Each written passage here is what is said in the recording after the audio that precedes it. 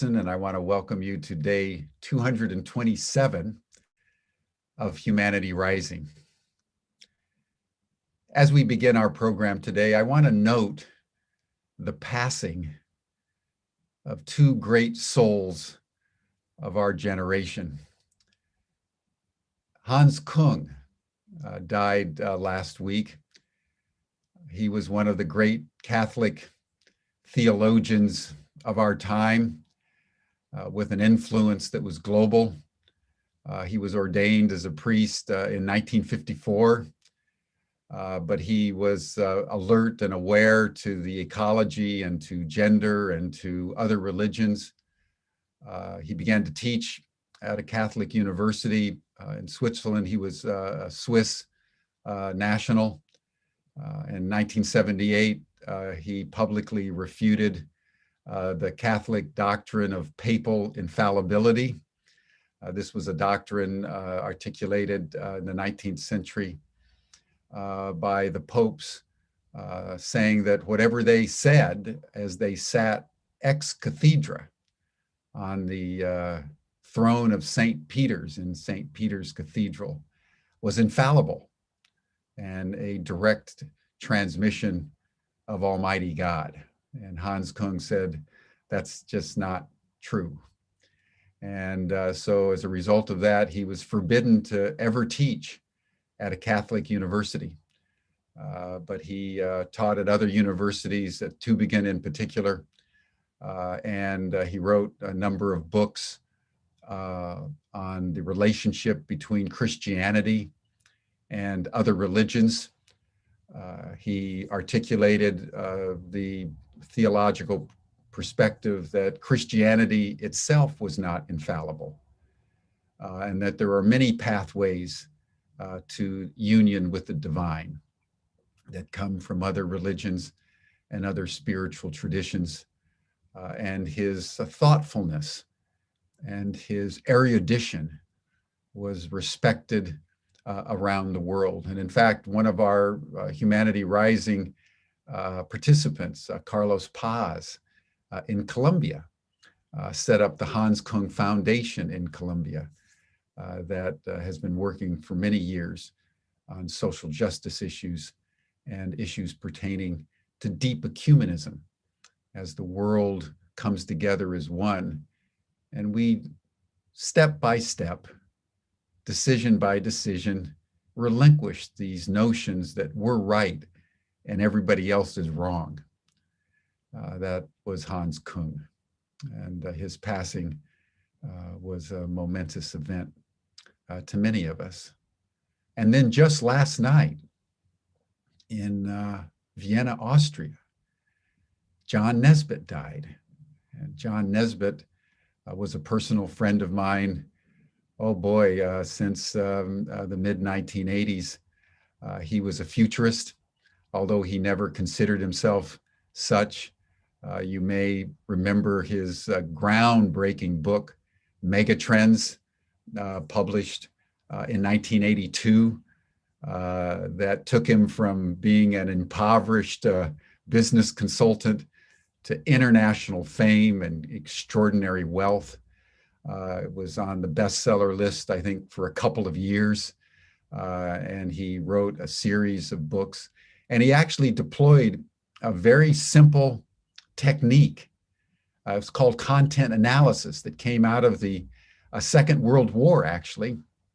You know, there was a lot of stories about spies and secret encryptions and breaking codes and so forth and so on. But as it turned out, the Allies discovered that the most effective way to spy on the Germans was by reading local newspapers. Because the local newspapers would give data like the trains are down or the buses are running or this factory's not working or whatever. That was called content analysis. So John Nesbitt deployed content analysis globally and looking at local news outlets and newspapers around the world, began to discern that there was these massive mega trends that were beginning to envelop humanity as we began to go through the process of globalization. And he did it very, very skillfully and was highly successful, and was the friend of presidents and prime ministers, ranging from Ronald Reagan and Maggie Thatcher to Xi Jinping in China,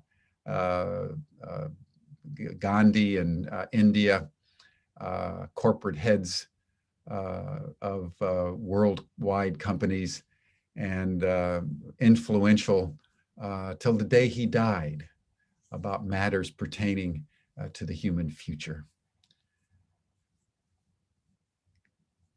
It's an amazing thing that we have these great souls amongst us. As Bernard of Clairvaux said about 1,000 years ago, talking about the giants of his time, he said, in the end, we're mere dwarfs sitting on the shoulders of giants. And Hans Kung and John Nesbitt were giants. So I just thought it would be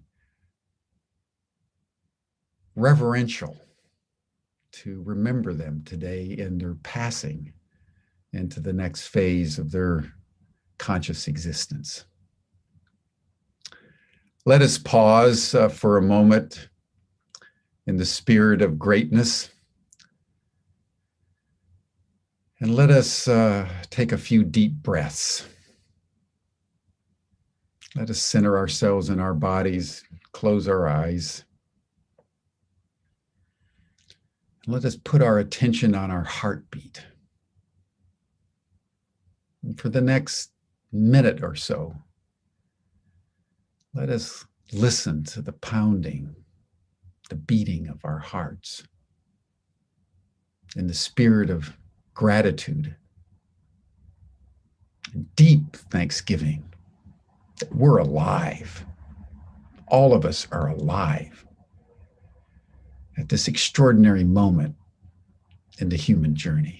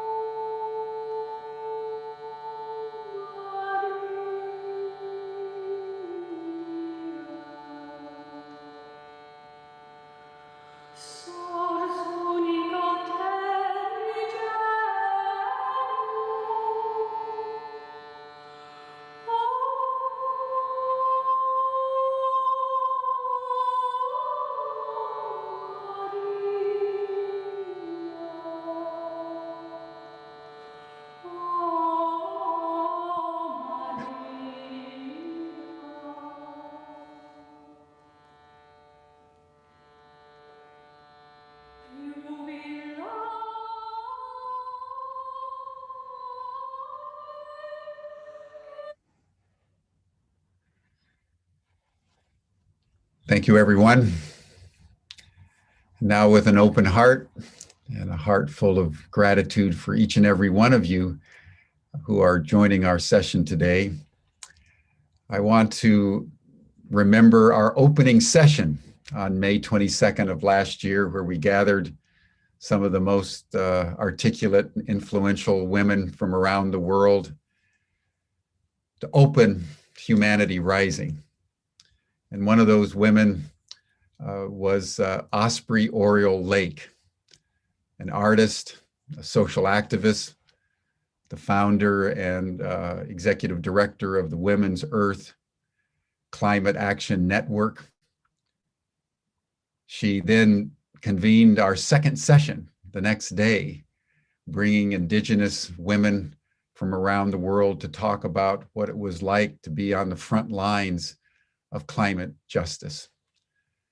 So we thought nearly a year later, it would be a good time to have Osprey back with us. So I want to welcome you, Osprey, to Humanity Rising on day 227.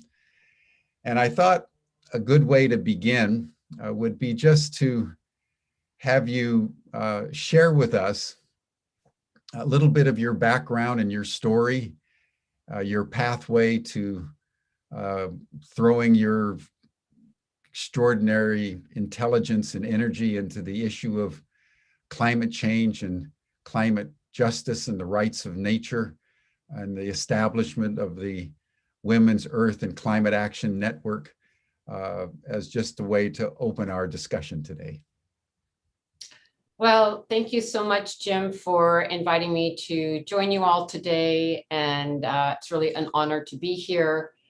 Yeah, a lot has happened in the year since we spoke last year. Yeah. So I think I'll just begin by really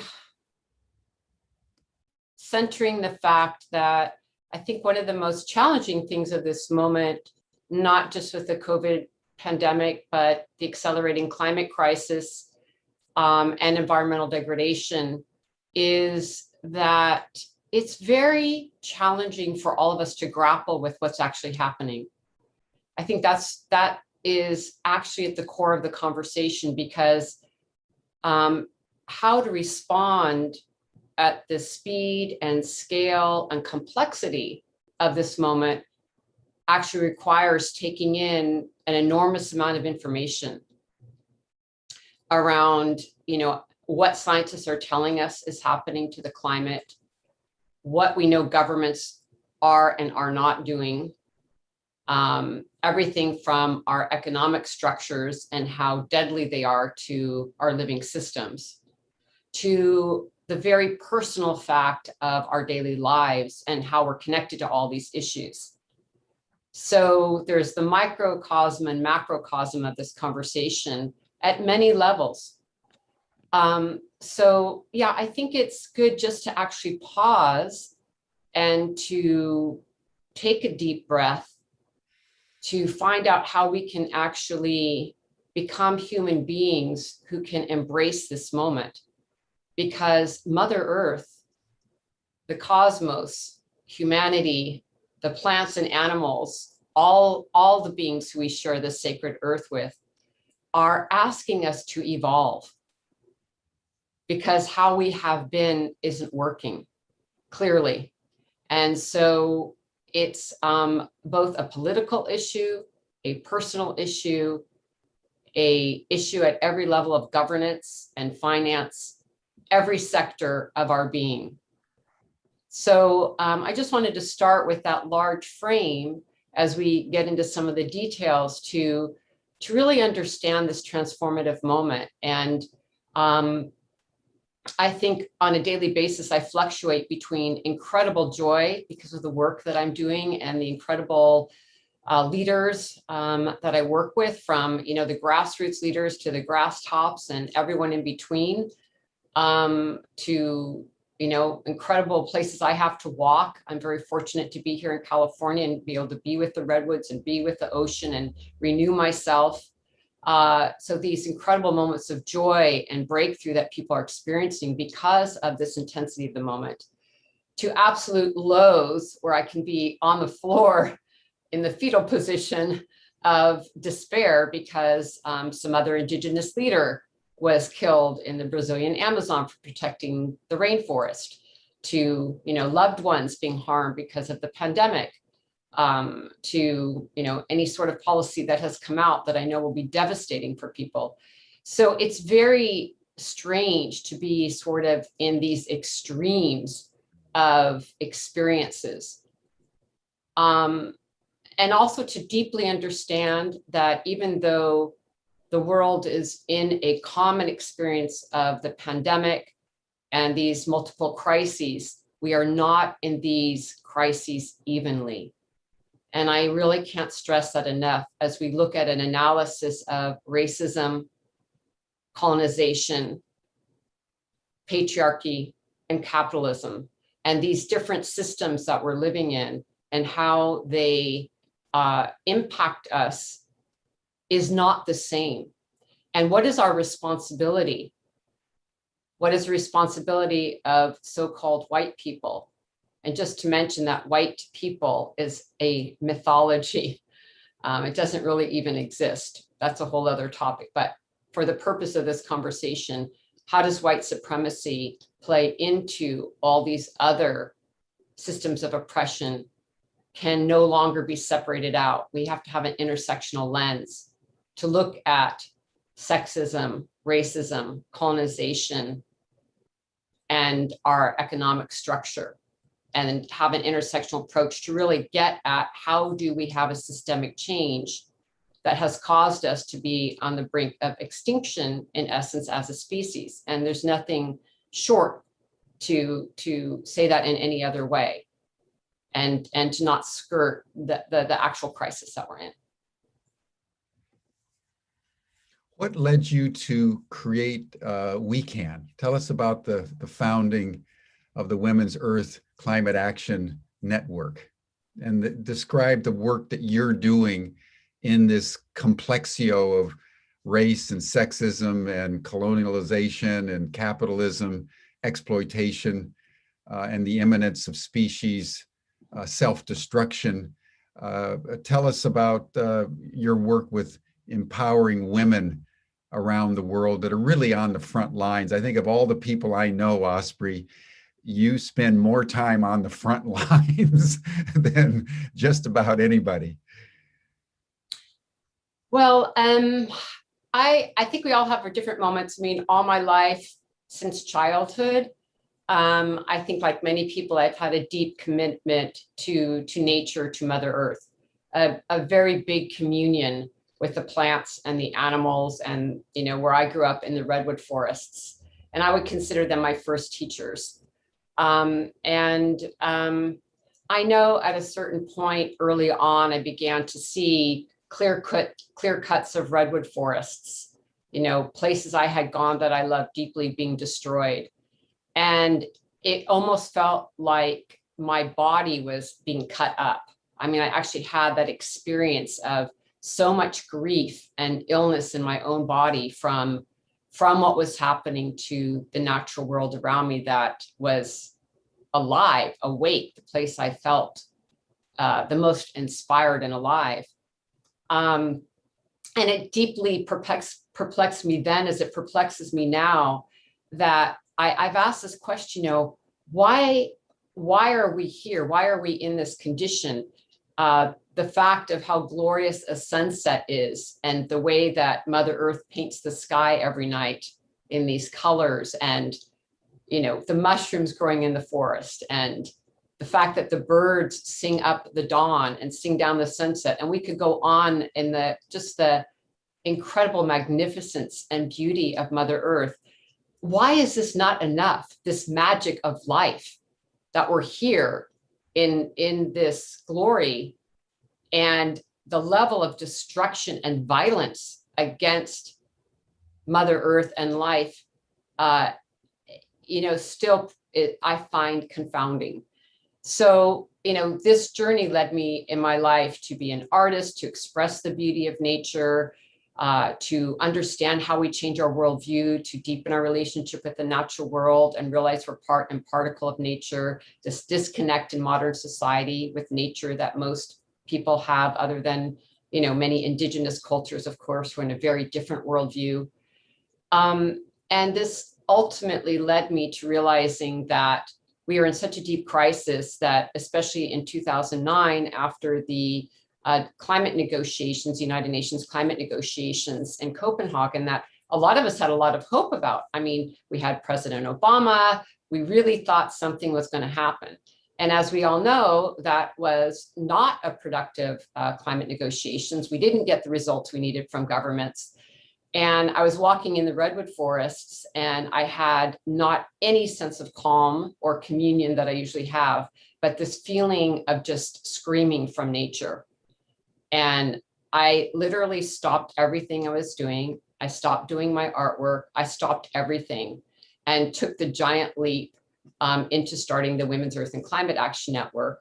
I'm giving you the short version, but the analysis was, where was the node that I felt I could be most productive? I did a lot of research, and it turned out that across the board, whether you look at agroecology, resistance movements to fossil fuels or forest protection, to leadership, that in fact, when you look at the stats, the role of women in terms of their activity and their capacity to have transformation on the front lines of the climate crisis and environmental degradation was a higher statistic, just at a very scientific level of research analysis.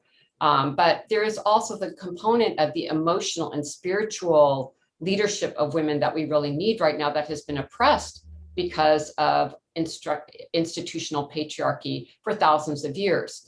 And it turns out the combination of the role of women and what they're doing around water conservation, what they're doing to protect forests, what they do around, 60 to 80% of all of our food production in developing countries is done by women.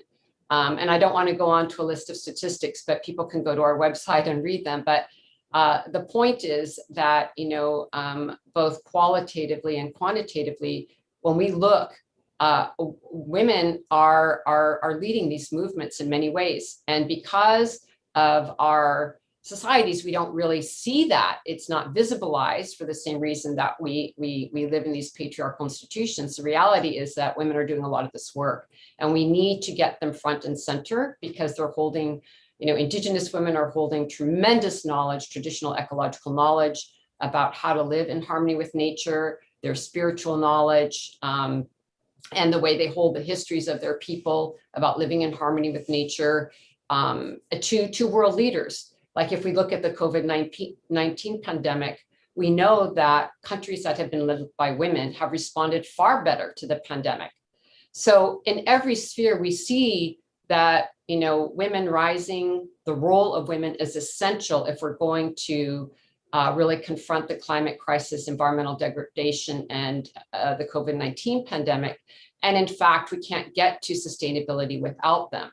So that's why we decided to focus specifically on women and work in different regions of the world with a variety of women from the, like I said, from the grassroots to the grass tops, because we also realize, one, we need to center grassroots women, Indigenous women, frontline women, Black and brown women who have really been bearing the brunt of these impacts and the knowledge they have to carry from their experience, but also ensure that they are well positioned and supported to, have a seat at the table with decision makers and lawmakers and financial institutions. So that's sort of, one of the key areas we're working in is to visibilize the frontline women's voices and understand there's a lot to learn from people who are literally fighting for their lives every single day. Tell us the story of a couple of the women that you've been supporting over the years, both in terms of the challenges that they've been confronted by and how WECAN has supported them. That's a great question. So I think what I'd like to do is share one video, and Sure. then, because I think it'll share it in a really good way as a storytelling way, and then I'll give you a few other examples. So maybe we could play that first video, which is on the Tongass rainforest, which is a fight we've been involved in since 2016. And just to tee this up a little bit, during the Trump administration, there were very key protections to the Tongass rainforest, which is in Alaska. A lot of people in the United States haven't even heard of it, but it's the largest intact rainforest in North America. And It sequesters between about 8 and 10% of our carbon emissions in the United States. It's a key climate forest, but it's also the home of the Tlingit, Haida, and Tsimshian peoples. And this relationship between how Indigenous people live with their forests is really important to understand, because 80% of all the biodiversity left on Earth is in the hands and lands of Indigenous peoples. And when we're talking about the Amazon rainforest, or the Congo rainforest, or the boreal rainforest, we need to understand that Indigenous people have not only been caretaking these forests, are the main guardians of these forests. United Nations studies show us that the best way to care for our forests right now is through the leadership of Indigenous people who have been living there for millennium and sustaining those forests. Is that the forest also depends on Indigenous people. We might see them as wild places, but in fact, there's a beautiful tending of the forest that is going on, this deep relationship between the forest and Indigenous people. So not only we're talking about protecting the forests, but when we cut them down, not only do we harm the global climate for all of us, we are also committing cultural genocide from the people who live there, whose entire lifeway is interwoven with those forests. So forests are key, Indigenous people are key, biodiversity is key. So let's go ahead and look at this video.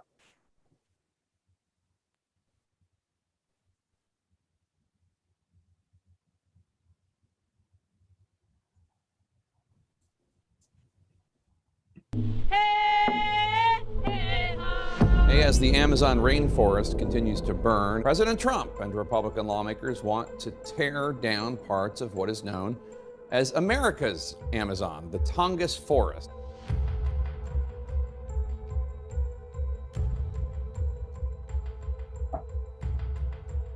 Climate change looks different in Alaska. It's happening faster because we are out in nature, hunting, fishing, and gathering. We are seeing these things happen very rapidly. And it's hard because you see and you have a connection with the spirit of this place.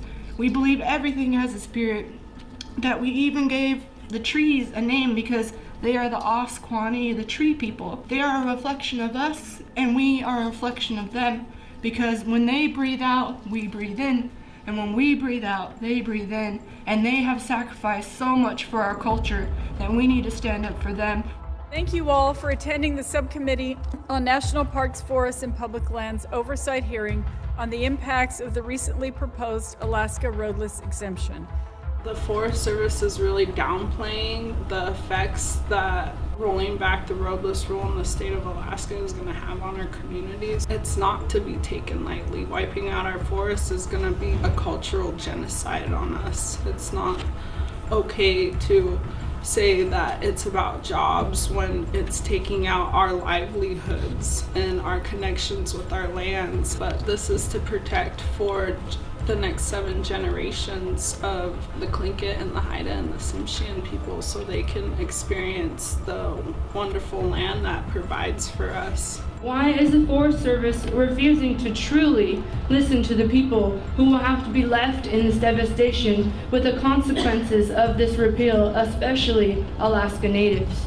I'm really aware of the voices we're hearing from Indigenous leadership in Alaska, and very clearly bringing those voices to bear to the decision maker, in this case, the Secretary. And for those things that we can do better, I'm asking how we can do that. Well, I think people are telling you really clearly what they want. So I really do hope you're listening to the feedback. We're seeing millions of youth on the streets telling us that they're terrified for their future. And forests, as scientists are telling us over and over again, are key to mitigating climate change. How in the world can we be possibly considering any sort of damage to our forests or harm? This is a new time. We're in a new reality. Something has to change. We cannot do business as usual, and we cannot continue to move forward as if we're not in a climate crisis. The Tongass Forest is the lungs of North America. 8 to 10% of the carbon sequestration is absorbed by the Tongass, and that's a big number, and we need to protect that. And a lot of it is from these old growth trees. The roadless rule is working. We are seeing it start to come back, but it needs a chance. These trees are still little. It takes a long time for them to grow. Senator Maria Cantwell and Representative Ruben Gallego have introduced into legislation making the roadless rule into a law. We would like it to be protected for many generations and not have to fight like this. Like our elders have always told us, we are the stewards of this land. We take no more than we need and only what our family needs. And the song means our grandparents' language. It is inside of us. It is growing stronger and may it exist forever. We are doing this for our next generations. I am not here for myself. I am here for our grandchildren, for our children, and for their children's children. Thank you all for being here, and thank you for listening.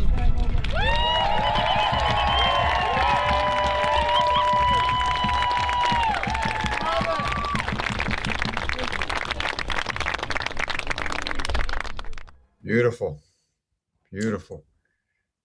Osprey, what's the current status of the Tonga situation? I mean, has the Biden administration made any changes from what Trump was seeking to do? What's the update? Well, that's exactly what we're working on now. As we know, there's this big summit coming up next week, the Biden's Climate Leadership Summit with world leaders. And we're advocating that as President Biden announces his nationally determined commitments, the NDCs, that are our commitments for the Paris Climate Agreement, that they include the Tongass rainforest in that process of the NDCs, and that the Tongass rainforest be included as one of our commitments, the protection of that forest. So that's one thing that we're working on most immediately. And then along with others, during the Trump administration, we actually filed a lawsuit against the government. So we're also engaged in a lawsuit to reinstate the roadless rule, which is the forest protection that was talked about in the video. So, we're working on the current administration to have this be part of our, our climate plan, and then continuing with this lawsuit. So I can tell you one thing: we're not going to let this forest be harmed. If it goes to a ground fight, we will be on the ground in front of those machines, because there's no way. This forest, as you could hear, is important to the entire country. It's important to the whole world. We cannot be losing any forests right now. We need to stop old growth deforestation immediately as part of, a multiple series of activities that have to happen to halt further climate chaos. And not to mention that it is, I've been up there obviously numerous times working with the Indigenous women. We have a Tongass Women's Hub there, where we have been working with a group of 6 incredible Indigenous women leaders who are part of our team. So I've spent a lot of time with them in the Tongass rainforest, and it's incredibly beautiful. I have hiked all over wilderness areas in the United States, but it's one extra step of wild there. I mean, the island where a lot of these women live is in Huna. There are more bears on the island than humans, just to give a little measure of the wildness. Or my first day there, there are so many bald eagles. The first one I saw, of course, I'm, oh my gosh, there's a bald eagle. And then like 15 bald eagles later, you realize you can't say it every single time you see a bald eagle. It's just extraordinary. And the energy of being in that wildness and remembering who we are as animals on this planet is very, very special. So anyways, my commitment runs deep to that land. And as mentioned, I'm here in California, and there's actually, this very, very old connection between the redwood trees here in California, moving up through Oregon and Washington up to the Tongass, which is in the southeast part of Alaska. And, this is, an old ecosystem that we're really dedicated to restoring. We started actually planting redwood trees as part of our organization and working to protect this whole ancient, what was called Cascadia, of this connection of trees and forest lands. So yeah. So anyways, that's a group of women we're working with. They're phenomenal. We do, trainings for these advocacy, as you could see, there's a lot of work that goes into preparing and working with these amazing women leaders, preparing them to go on advocacy delegations like to Washington, D.C. to protect their forest homelands. So that's one example. We work with women in the Amazon rainforest also to do things like go to the climate negotiations, to talk to decision makers about protecting the Amazon rainforest, which is also really key. We do reforestation work in the Democratic Republic of Congo. So we have a whole Women for Forest program as a key component. And then also a big part of work, we have a lot of areas, so I don't want to talk about all of them, but I do want to mention also, a big part of our work earlier this year has been going since Standing Rock, has been around these divestment campaigns. We had spent a lot of time at Standing Rock,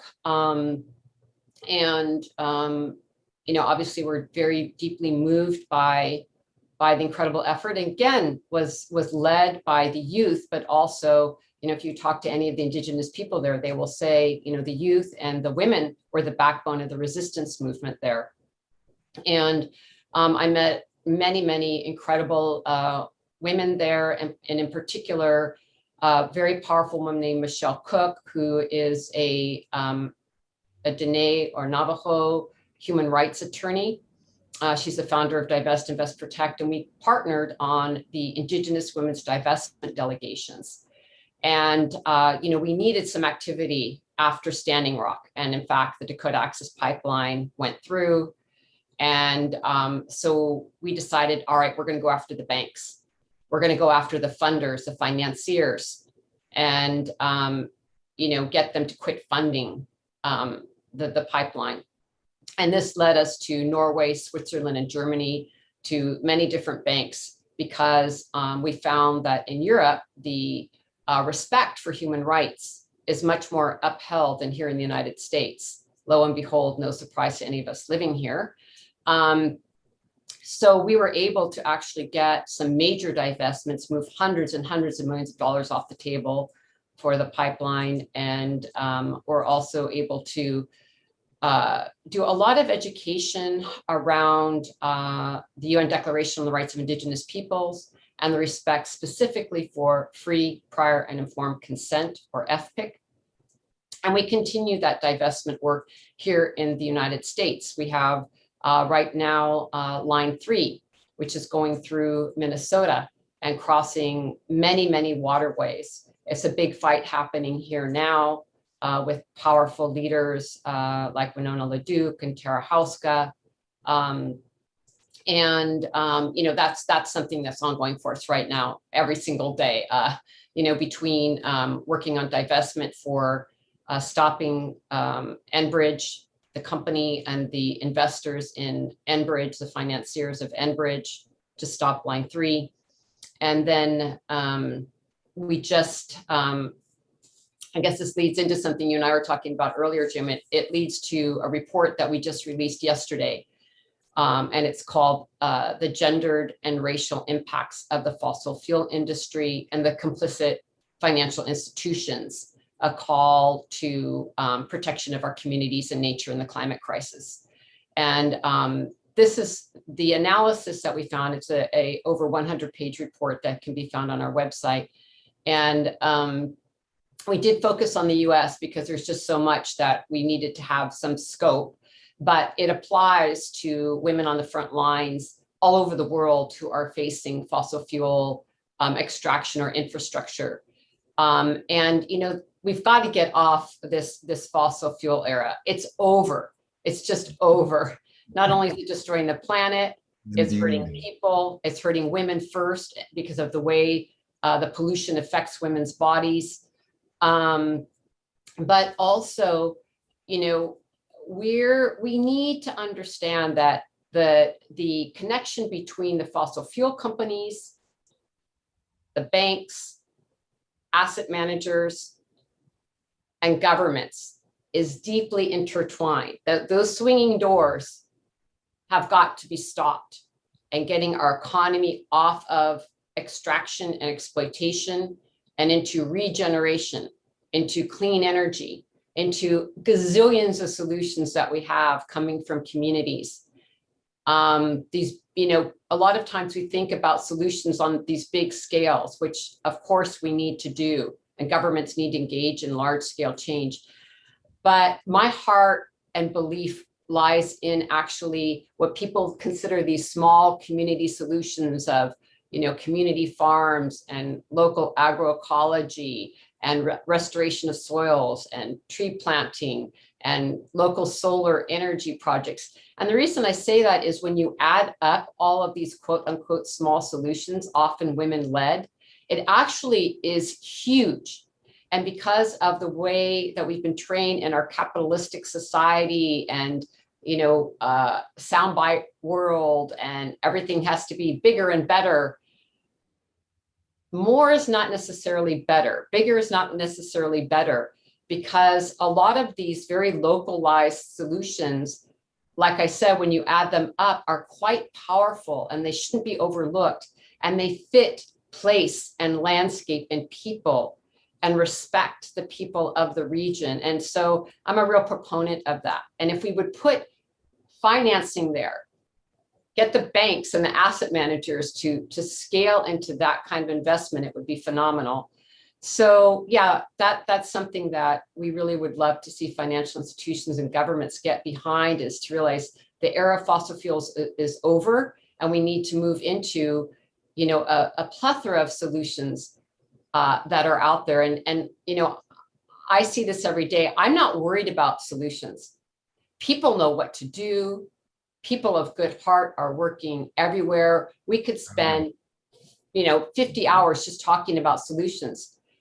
We've got to stop bad stuff from happening and stop this death march of activity, so that this flourishing nourishment that is going on can accelerate and bring about the world of justice and beauty and healing that we know is possible. I'd like to probe for a moment, Osprey, the part of your report on gender. And I ask this because we've been working with a woman named Mary Olson, who did the original study around the effects of radiation on women. And after 75 years of nuclear weapons and nuclear power and all kinds of nuclear tests and so forth, the data that has emerged is that women suffer 2 to 1 more than men in terms of the effects of radiation. It's also very interesting that the data that's emerging around the vaccinations that are being rolled out worldwide with increasing controversy, and many of them are extremely problematic, as we all know, that women far more than men are suffering the deleterious effects, side effects, and even the mortalities around the vaccinations. And so I would love to hear more in terms of your report on the effect of the fossil fuel industry in terms of the disparity around gender, because that's such an extraordinary phenomenon in our world, that somehow the sanctity of the female body is more susceptible to environmental pollution and degradation.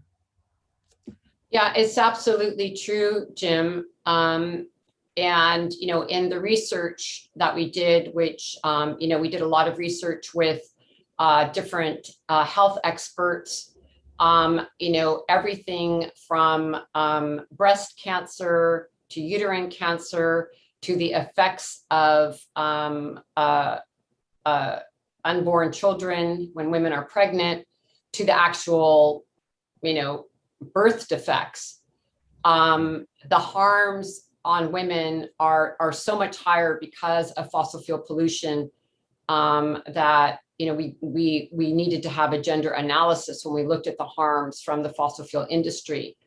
And there's also a component in terms of women's bodies which I think also we need to, not just metaphorically, but in reality, realize that, the violence against Mother Earth's body that is nourishing and giving us life and has all this productive nature, and the violence against women's bodies are completely interwoven. We are not separate from this planet. And so, for us, the analysis is that, the violence against the earth is the same as the violence against women, and we can't separate those two things out. And this attack on the feminine, this attack on the female, the attack on Mother Earth that has been going on historically for a long time is manifesting physically everywhere. And so I think that's really important to highlight. And then there's also the social aspects. When there is pollution in a community, women are, through, gender norms and social norms, caretakers of children, caretakers of the elderly. So on top of all of this, as they are experiencing pollution in their bodies, and anyone gets sick, men or women or children in the family, the women are double timing to care for their families, care for the sick. And so the time burden, the labor that is unpaid and unrecognized and invisibilized on women is even double-fold, as we saw even in the pandemic. Women are working from home and doing the laundry and cooking and caring for the kids. So this double aspect of the physical harm as well as social pressures has been extraordinary on women's mental health as well. So there's a variety of interlocking issues here. The other thing is, I think it's very important to state that the reason it is gendered and racial impacts is that as we deepen our analysis, we really cannot separate out gender and race. Because the fact is, even as we looked at the gendered aspects and the health aspects on women, the fact is women of color, Black, Brown, and Indigenous women have even more impacts, because the fact is, like the Dakota Access Pipeline, which was moved from a white community to a pipeline route near Indigenous people, or when we look at a lot of these fossil fuel refineries in the Gulf here in the South, they run right through the zip codes and zones of either Indigenous lands or people of color.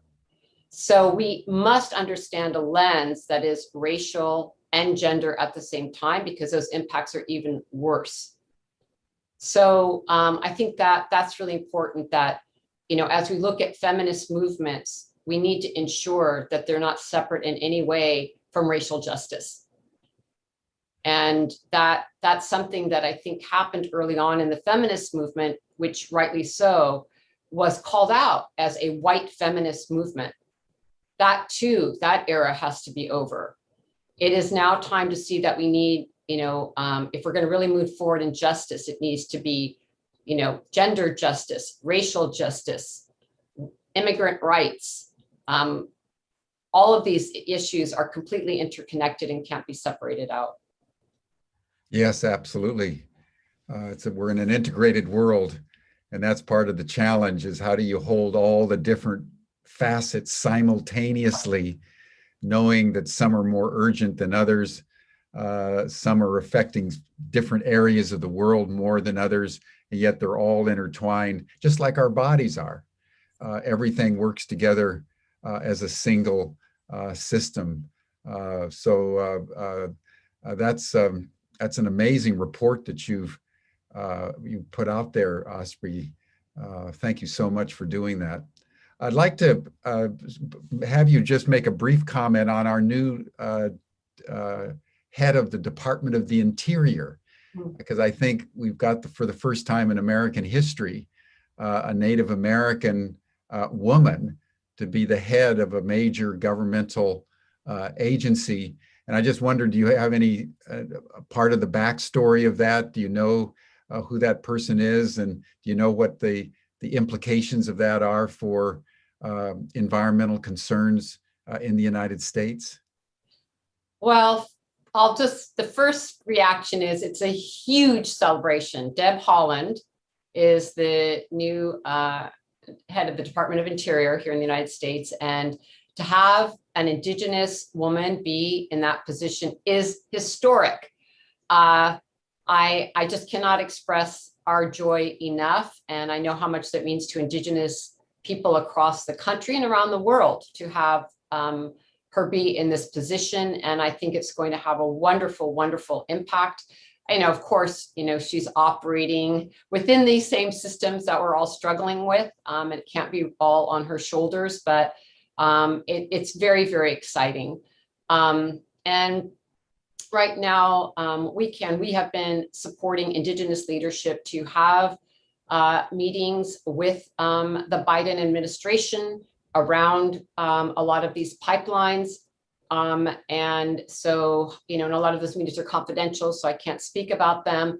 But what I can say is that not only are we having urgent conversations with different departments around, stopping these pipelines, because especially with Line 3, it's being built right now. It's not something that can wait.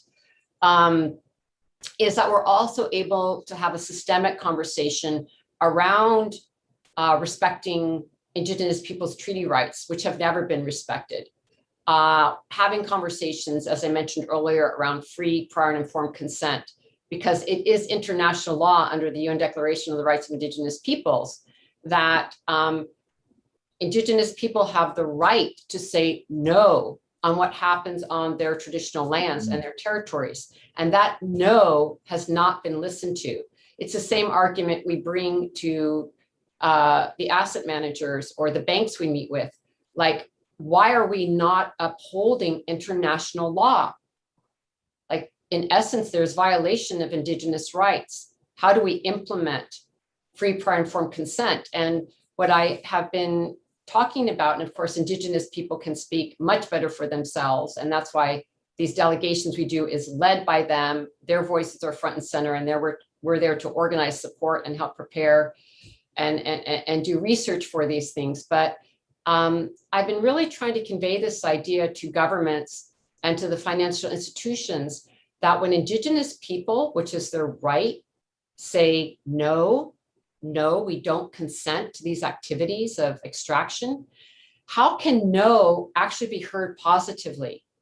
How can no mean not just you're going to lose money, you don't get to have another extraction project, you don't get your quote unquote progress, but no means we get to protect water. No means we get to protect a forest. No means we get to protect our climate. No means your children too. All of our children have a future. How can we see no being Indigenous people sharing with us, those who have protected the last of our biodiversity, that they're telling us something of great knowledge and wisdom? Yes. So I think that this is something also that we need to normalize, that no can be yes in a really good way. And so I'm really excited about our new secretary. I think it's an incredible move of the Biden administration, and we're going to keep pushing them to do more. This leads, I think, to the whole domain of the rights of nature. That there's the beginning to develop sort of a body of law and protocols giving nature rights that up to this point have not only been denied, but it didn't occur to anybody a couple hundred years ago that you would even think about extending to nature any kind of rights. Those were always relegated to humans exclusively. And I know you've been very involved in the rights of nature movement. Share with us, your participation and the scope of action, and what are the current challenges and successes in getting extending to nature constitutional rights.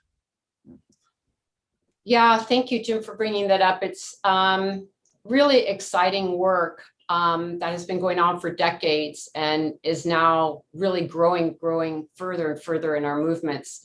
And in a nutshell, basically what we're saying is that nature needs to be a rights-bearing entity.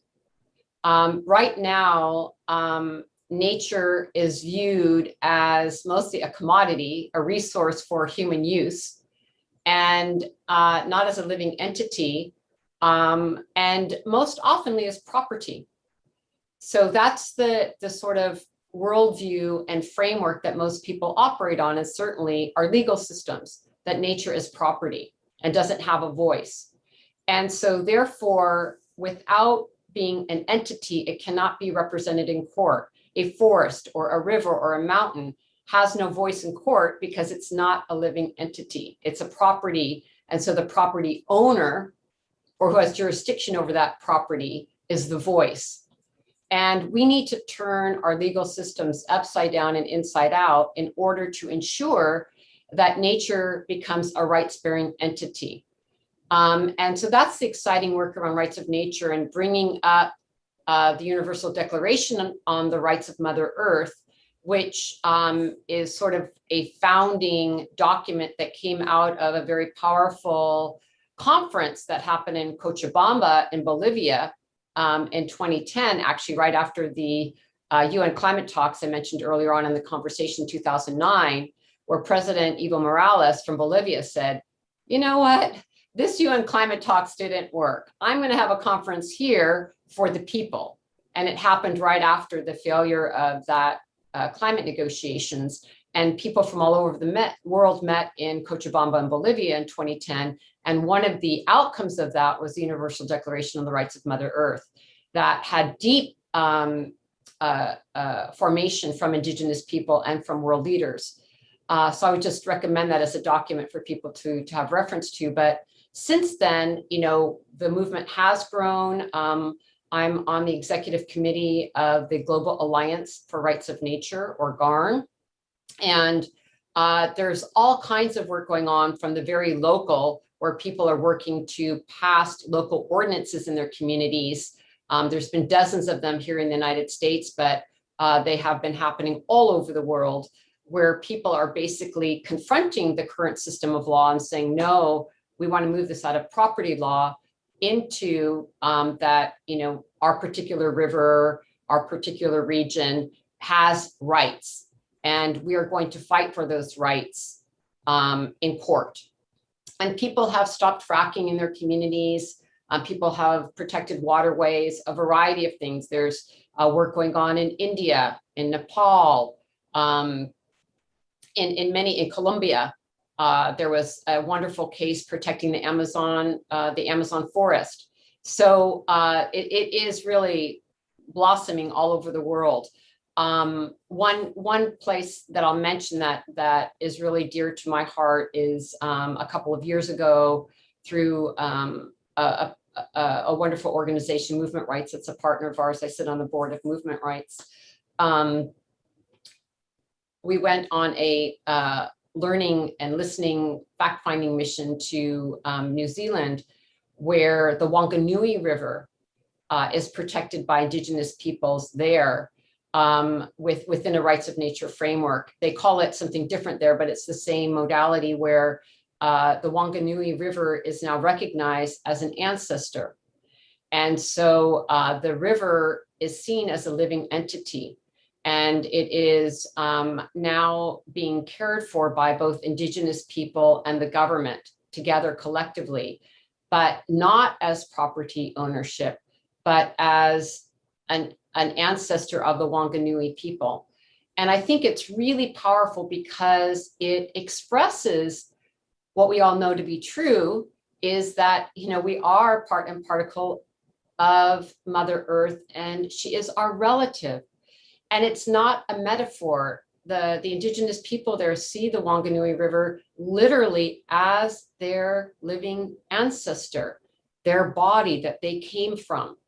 And I think that this worldview is essential, because we're not talking about just changing a set of laws, which is essential, but also a cultural understanding, a worldview understanding of our relationship to the forest, to the water, to the land. and moving away from this idea of resources to relatives. And I think it's quite beautiful as an example for all of us to learn from. So yeah, we're engaged in a lot of these struggles around the world to really uplift the rights of nature, to change local laws, but also to have a mindset, a paradigm shift in how we view our relationship to the natural world, and see that we're in a living landscape, an animate reality. Yes. And not only is it legally exciting, wow, isn't it more joyous to live in a living landscape that is filled with story and life, as it should be, and that humanity has mostly lived in that historical reference until fairly recently. So I'm really excited about this. We know that in Ecuador, they're the first country in the world that brought rights of nature into their constitution. So it's just really important for people to know that not only is this an idea whose time has come, but that it's being implemented and it being practiced all over the world. And we need to elevate this particular policy and legislation. Well, thank you for that. And I really appreciate your illumination around worldview and the fact that nature is just considered property. And that assumption is so deep in the culture.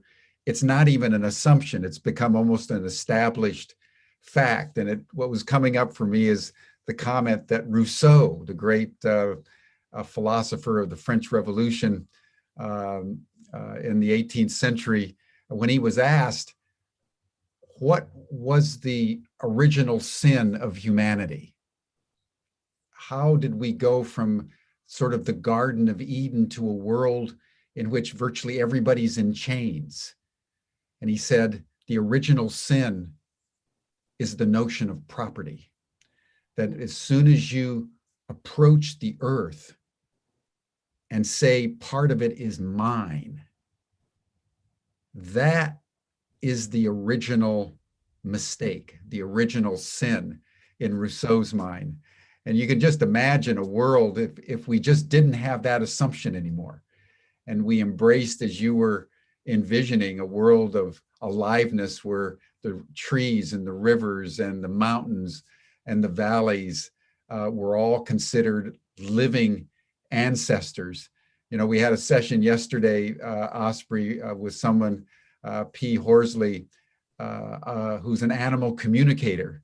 And she was telling us that in her communications with animals, the issue of nature and the aliveness of nature and the intelligence of nature is their assumption. And that's why they're so puzzled and scandalized by the fact that we humans don't seem to be able to understand the obvious. So that this notion of us remembering, I mean, if you think about rights of nature at its essence, it's really a remembering of our original relationship with nature. Absolutely, Jim. And I think it's core to how we're going to wind ourselves out and navigate through the Anthropocene is through our remembering, Yes, our connection to the mother world, that we are nature. We're not separate from nature. And I love, just going back to the Wanganui River example, they say, I am the river and the river is me. I am the river and the river is me. We are water primarily. So yeah, I think that we cannot overemphasize not only that we are part of nature, but how much we need to listen to the trees, listen to the mountains, listen to the ocean, and understand that these are not only our relatives, but our teachers and our ancestors. And they have been here longer than us. And they have worked out how to live in a good ecosystem and in health with one another. So the learning that we have from nature is tremendous, emotionally, mentally, physically, spiritually, and every which way. Look to nature as we know from biomimicry permaculture work, all of these different ways that we articulate the wisdom from nature, I think is really essential. But I would even take it further to understand how much of an internal transformation modern human society, other than Indigenous peoples who have not lost that connection, how much we actually need to understand, what does this mean for our daily behavior? Are we sitting with the tree and listening? Are we walking in the mountains with our mind open? Are we opening our mind to listen with new ways of knowing? Because it also requires us to be a different kind of human being, to live here in an animate, alive world where there are stories coming from the land that are teaching us how to live here. And I think that's very, very important, and something that takes a stretch for a lot of people to do, because as you know, I've had all kinds of conversations with elders, you know, about, you know, the instructions that they share, and people saying, wow, I'm supposed to sit in front of a rock and something's supposed to happen. And sort of this diminishing of the sentientness of the rock, and how much modern humans have, you know, especially in Western society, this arrogance over nature that we've been brought up through our cultural stories. And again, a lot of this comes back to worldview and story and the belief systems that we've been operating in, and this idea that we have dominion over, and that, you know, as evolution in a linear fashion goes forward, humans evolve to the top of the pyramid as the apex of creation. And it's so absolutely dangerous and detrimental. And we really need to unstructure, decolonize, dismantle this idea of dominion, and sit humbly in front of the stone. Amy Blumenschein is asking a very interesting question, Osprey. What word can we use to avoid the artificial distinction between human and nature? Isn't that an interesting question? Great question. I mean, for me, what comes to mind, and of course I've learned this from Indigenous peoples, is relatives. We're all relatives. We're all relatives. And how do we treat our relatives? Good one. Yeah, we're all relatives, if we would start to use that term. Great question, Amy. Thank you. And great answer. In one word, we're all related. We're all relative. So thank you for that question. Like, how do we, when we walk out our front door and we see a bird singing, or we see the grass, my relatives, how do we treat our relatives? How this world would be different if we treated the world as our relatives. And to me, they are. It's not a metaphor. They are our relatives. If we look at evolution, you know, if you really want to go back, we come from the stars, and the trees are our relatives.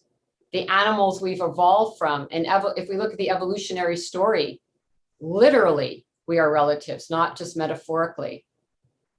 Beautiful. That was beautiful. Beautiful. As we begin to draw this session to a close, Osprey, I think we need to talk about the global situation around climate change, the conference of parties that continue to struggle now for nearly 30 years as the governments contemplate, mostly ineffectually, how to deal with it. We've got a new president, and the United States has now rejoined the Paris Agreement. You've been deeply involved in the COP conferences that happen in the end of every year. Given what you know, and the levers of power that you are now working with, and looking ahead in a situation where the world continues to spin out of control, climate change continues to get worse, despite the obvious solutions that in many cases have been here for decades, but are not being implemented because the consciousness that produced the problem can't see them for a highly ironic and paradoxical reason. Where do you see the trim tab? Is it through government? Is that where the answer ultimately has to come? Is it through the corporate sector? How do we stop this runaway train? Yeah, it's a really great question, Jim. And, of course, it's really on my mind because of this summit that's coming up next week with world leaders to talk about climate change. And of course, that's setting the tenor for going into the climate negotiations at the end of the year in Glasgow, whether it happens online, on the ground, or who knows what, because of the pandemic. So I would like to fully dive into that response. But with your permission, I wouldn't mind showing this next short video because I think it keys up the conversation at the level that we need to address and really have a full response. Sure. That's all right. So if we wouldn't mind just turning that on, that would be amazing. And then I'll dive into a response. Thank you. Perfect.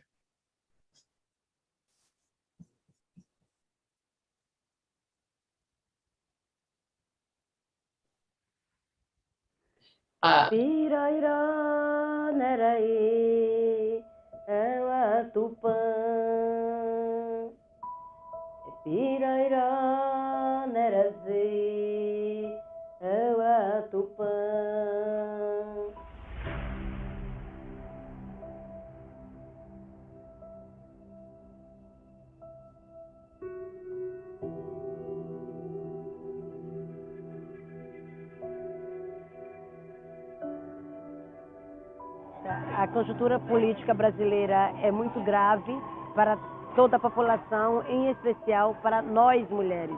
E agora temos um presidente que acha que as mulheres têm que ter papel secundário, salários menores. Está aqui participando do Fórum Permanente da ONU, em frente à Embaixada do Brasil, para nós tem um significado muito forte. Porque é reafirmar a presença e a existência indígena em todos os espaços. Brazil is the deadliest country in the world for environmental defenders. Since the election of Bolsonaro, there has been an increase in the killings of indigenous peoples in Brazil. These are their lands, their forests that they have maintained. So it is up to all of us to be protecting indigenous rights. It's the morally correct thing to do to help our indigenous sisters and brothers when they're under attack, but also for all of us because of the climate. Protect the Amazon rainforest.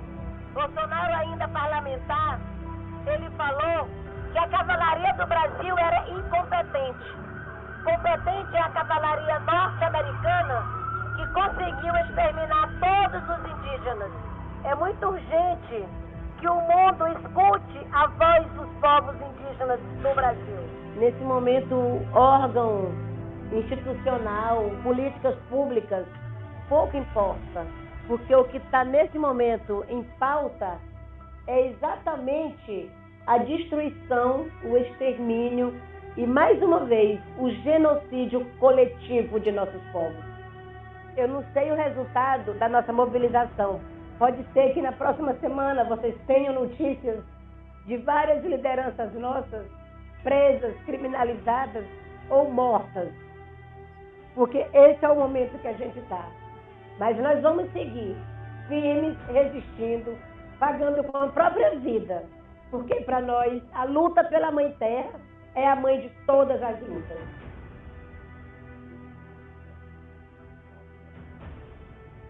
É que são nossos territórios sagrados que garante o ar, a água, né, o clima e que garante a vida no planeta. Nós precisamos urgentemente romper com esse modelo de desenvolvimento que usa de forma predatória a Mãe Terra.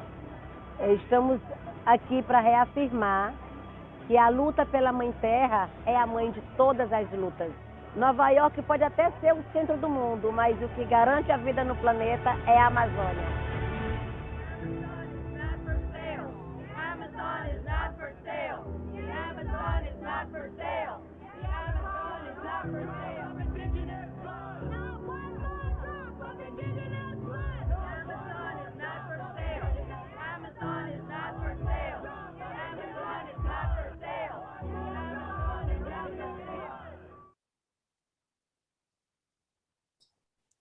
So that video was right before the pandemic at the United Nations, and Sonia Guajajara is a very, very powerful woman leader from Brazil, Indigenous woman leader from Brazil, a leader of the major Indigenous coalition in Brazil. And I wanted to mention Brazil because it's heartbreaking what's happening there now. It's a total tragedy with the Bolsonaro government, COVID running rampant. It would be as if Trump were still in office right now, and what was happening and continuing on with the response to the COVID-19 pandemic. He has also been has had horrible policies with the Amazon rainforest and literal attacks on Indigenous people and their rights. So that event had to do with work that we were doing, advocacy work we were doing around protection of the Amazon rainforest with governments. And I mention this because, when we talk about the COP, we need to realize all the different layers. We have, Indigenous communities, frontline communities that are protecting, as you see, the air, the water, the forest, which is central to the climate and biodiversity protection, literally on the front lines, losing their lives, fighting off governments and extractive industries every single day. This is going on.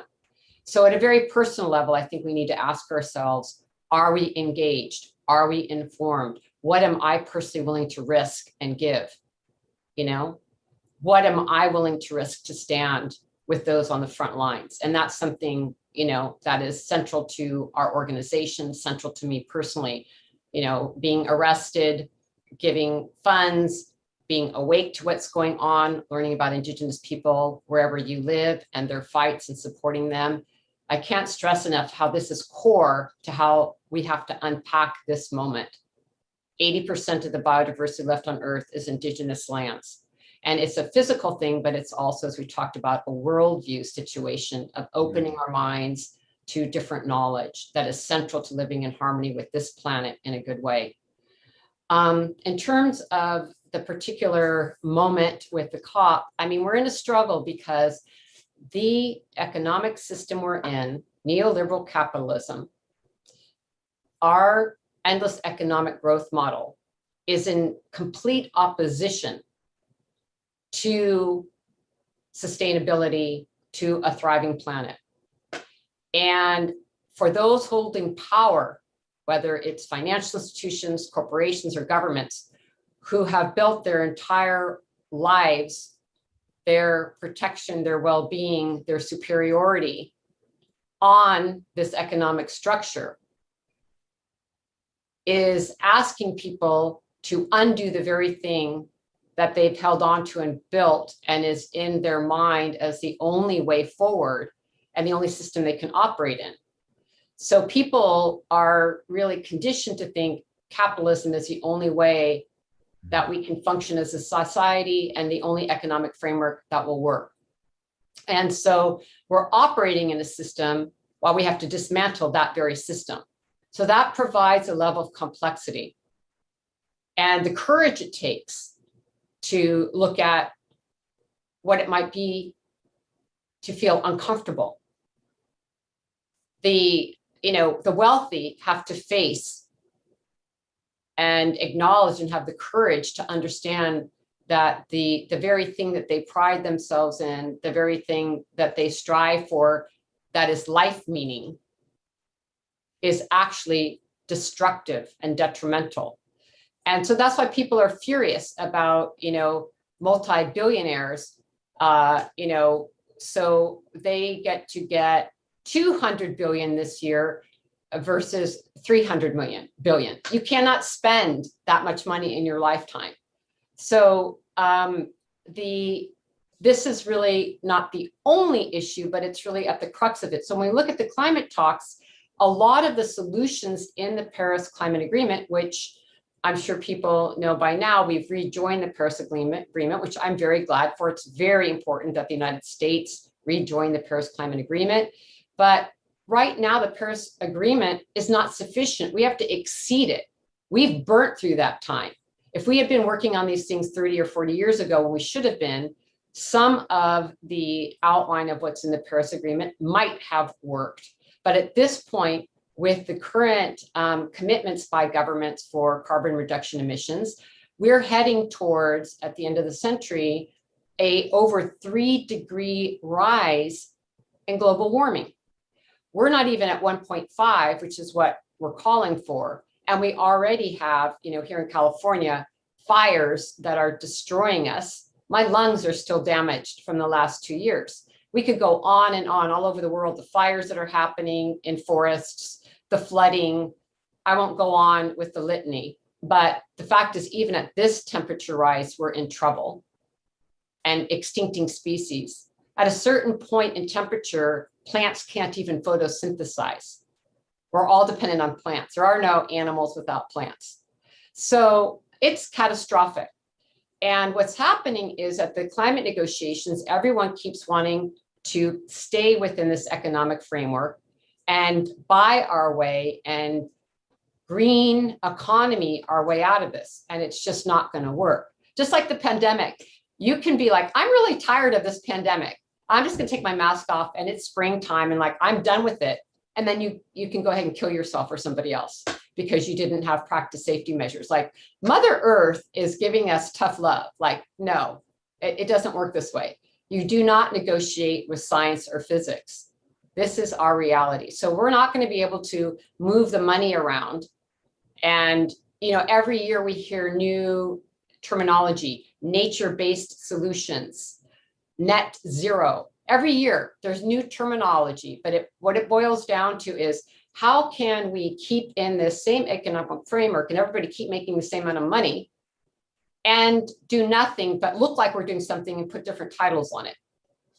So I'm very much oversimplifying it, but I didn't want to get too wonky here. But as an example, there's a lot in the Paris Climate Agreement around offsets. And the problem with offsets is, to give one example, is let's say you're a fossil fuel company and you're like, great, let's get some carbon credits and have offsets so we can keep polluting over here in our extraction and refineries. And what we'll do is we'll buy some forests over there. The problem with that in offsets is that forest was already accounted for.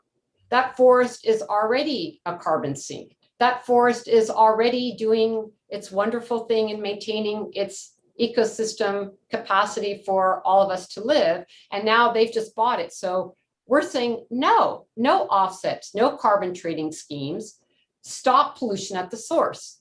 And of course, that means people having to change their economic model.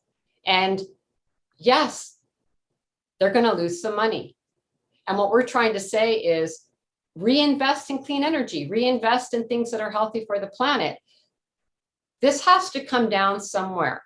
And this is a conversation we have with financial institutions and with government. It's the same with governments. Somebody's got to give.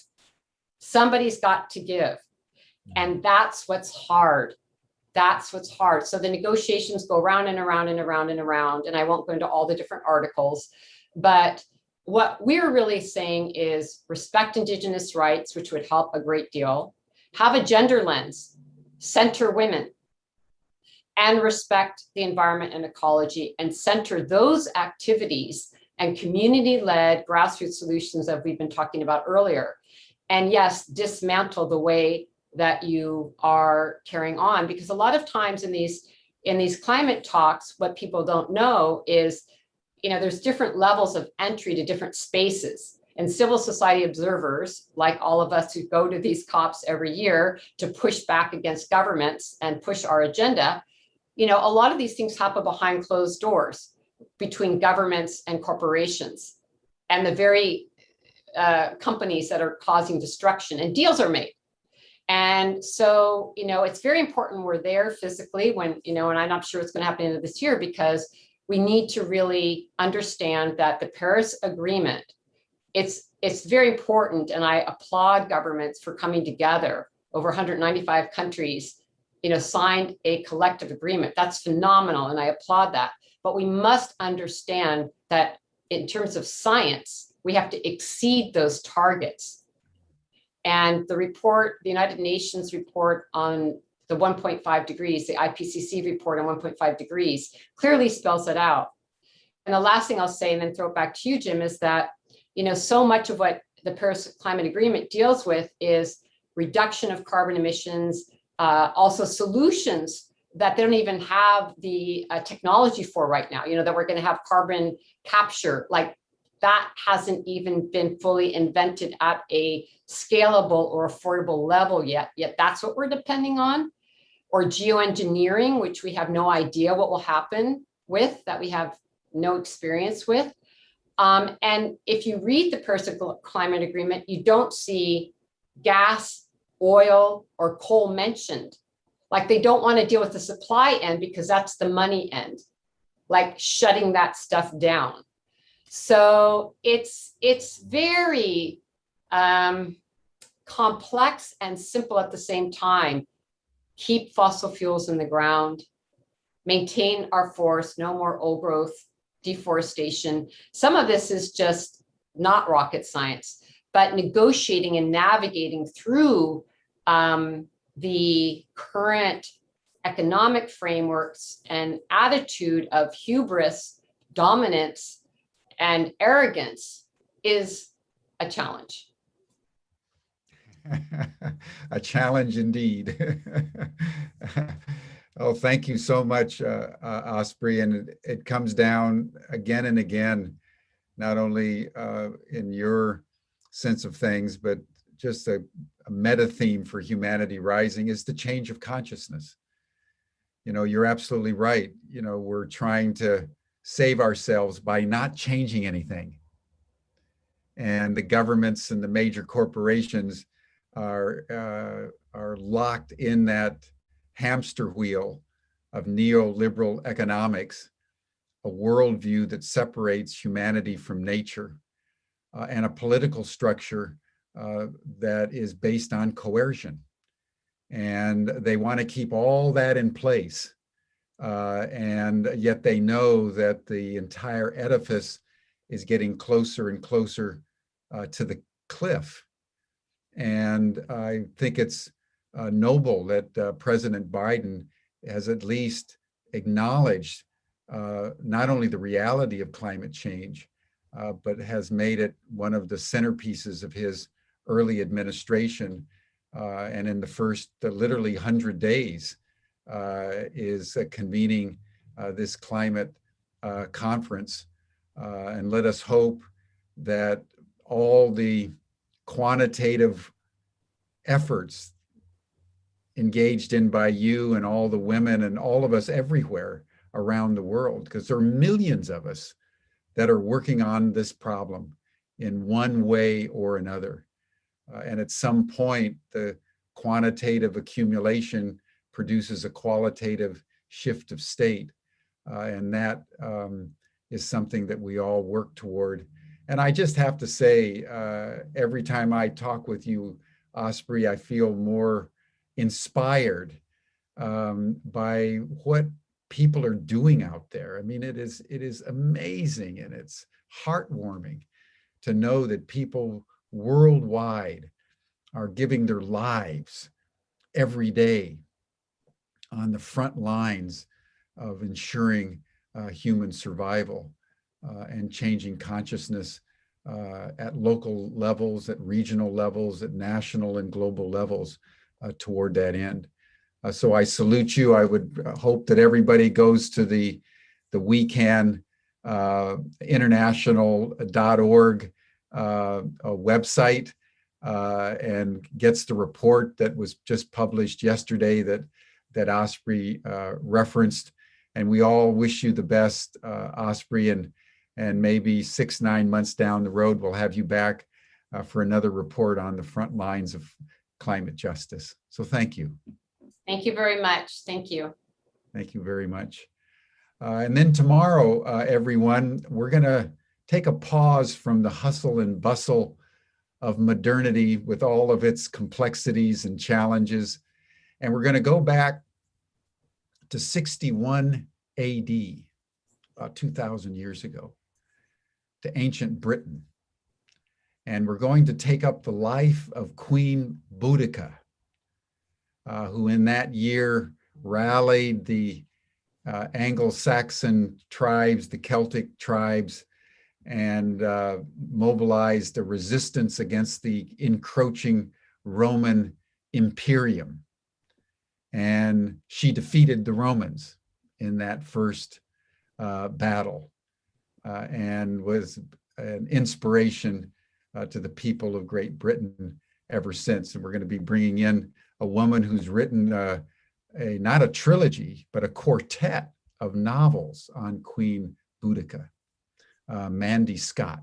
So that'll be tomorrow on Humanity Rising. And I'm sure, Osprey, that if Queen Boudica was alive today, she would be working side by side with you and the women that you mobilized around the world for the rights of nature and for the sanctity of life and the enduring future of humanity in alignment with natural systems unto the 7th generation. So thank you once again for this brilliant and illuminating dialogue with me today. Really appreciate it. Thank you, everyone. We'll see you all again tomorrow, same time, same station, here on Humanity Rising. Bye for now.